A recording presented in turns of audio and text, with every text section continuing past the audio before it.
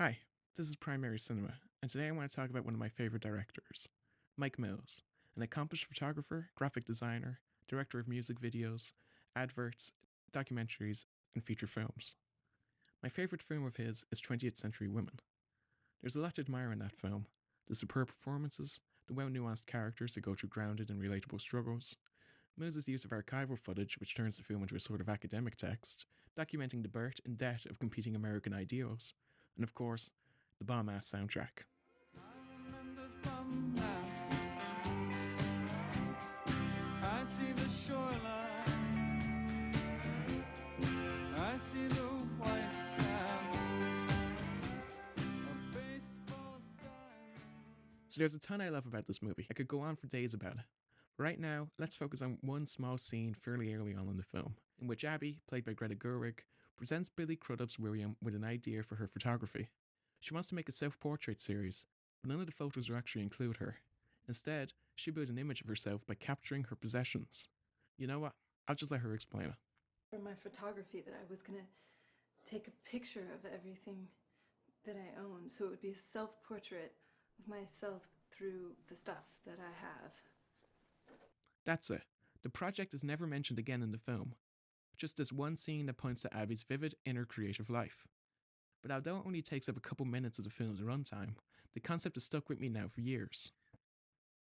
I once read somewhere that you are the average of all the people you associate with. Maybe that's not true, and you're instead a blend of your possessions. I mean, it sort of holds true for me. A collection of my belongings, including books, clothing, goofy knickknacks, and piles upon piles of DVDs, does paint a somewhat mortifyingly accurate picture. It's a little bit sad. And the concept must ring true for Mills also. Abby's project is, after all, a direct imitation of Mills' own photography work. Colette, Paris, This Is What They Bought. In it, Mills captures the possessions scattered across the rooms of his young nieces. The composition of the shots are nearly indistinguishable from Abby's in the film. In fact, Mills's idea of possessions as portraiture dates back to his distant relationship with his parents as a child. Say in an Index magazine, I even tried to figure out my parents through their belongings, because they didn't tell me who they were. I was like a detective in my own house. To me, every single object is a manifestation of a mindset, a history, and a culture. People usually think of everyday objects as quiet. To me, they're very loud and filled with information. This quote serves as a Rosetta Stone to understanding other examples of inanimate objects playing key roles in Mills's films. Consider his early short film, The Architecture of Reassurance, wherein a teenage girl named Alice wanders aimlessly through unending suburbia, often commenting on furniture and decoration, observing the lives of others through their possessions. Just as her namesake in Wonderland, Alice also encounters strange creatures. She twice finds herself in conversation with miniature decorative figurines. This fascination extends into his documentary work. A sequence in Paperboys involves a clearly nervous child named Brandon taking the camera on a tour of his house. Brandon points out such landmarks as his front door, kitchen table, computer, and the door they don't really use. Further narration of Brandon's is delivered over panning shots of his toys and belongings spread out on the floor.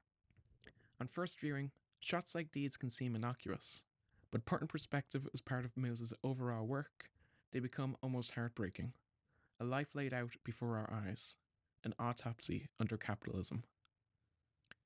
Beginners, Mills's autobiographical film dealing with the death of his father, who came out to him as gay at 75, opens with Oliver, Mills's proxy, sorting through his recently deceased father's belongings, again further underlining the emotional attachment imbued in our possessions. Afterwards, Oliver takes his father's dog to his apartment and introduces him to each room in an uncannily similar way to how Brandon did so in Paperboys. This is the dining room where people come and eat sometimes.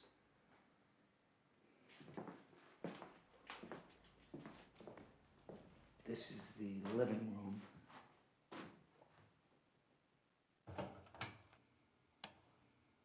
That's the bathroom. This is our kitchen table mostly. We use this for special occasions like when somebody has a birthday, like my sister or me or somebody. Near the end of the film, Oliver gains entry to his love interest, Anna's apartment. He is given a tour of the space over the phone. In this way, she lays herself out to him, welcoming him into her life. Well, there's like nothing here. No. This is my kitchen. It's where I eat. The room at the end is my bedroom. That's my closet. Those are my clothes, my pictures. Mills's appreciation for inanimate objects affects not just his film's scripts, but many aspects of production, including set design, costuming, and cinematography. In both his most personal films, Beginners and 20th Century Women, Mills used real-life furniture and belongings of his parents to decorate the film's sets.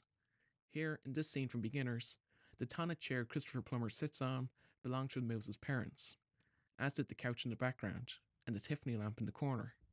Even the Starter T.L. Lang print hung in his childhood home. Mills has referred to 20th Century Women as a portrait of his mother, and again her spirit propagates on screen through the family's dishes, the old bedspread, chairs, and paintings. This wooden rabbit was even carved by Mills's mother, and he goes so far as to costume Annette Bening in jewellery he inherited, like this bracelet. So, it is true Mills has a deep love and appreciation for objects, and he has curated and displayed many from his past in his films. What then are the benefits of such a thing? Put simply, why does he do it? Well, it can at least be partly explained on a financial level. Particularly on Beginners, Mills was working on a very tight budget, and using furniture and decorations he had freely available to him to populate his set was a savvy and economical choice. But there's also the less sensible, but altogether more enthralling explanation. That is, that inanimate objects have special powers, especially those we care most about, the things we polish and primp, sweat into and bleed on, the objects we proudly display to others, and the ones we keep to ourselves. We give them a part of us, and they hold on to them forever, long after we're gone. It is my belief that Mills integrates these objects in the hope that some of their magic will rub off, either on the film or the actors, maybe even on the audience. Their presence colour the films in odd ways. How, for example, does it affect an actress to star in a fictionalised portrait of a woman you never met, but every day don her bracelet? What does it mean to make a film exploring grief and regularly encounter a kind of ghost? The answers are elusive, woven deep into the films. We may never fully untangle the influence of these objects on Mills's work, but maybe it's enough just to know it's there. Thank you for watching this video. If you enjoyed it, please consider liking, subscribing, and sharing with friends. Primary Cinema is a new channel, and it could do with all the support it could get. New videos will be coming soon, covering Greta Gerwig's Little Women adaptation, a profile of Hayao Miyazaki, and much more. Thanks again.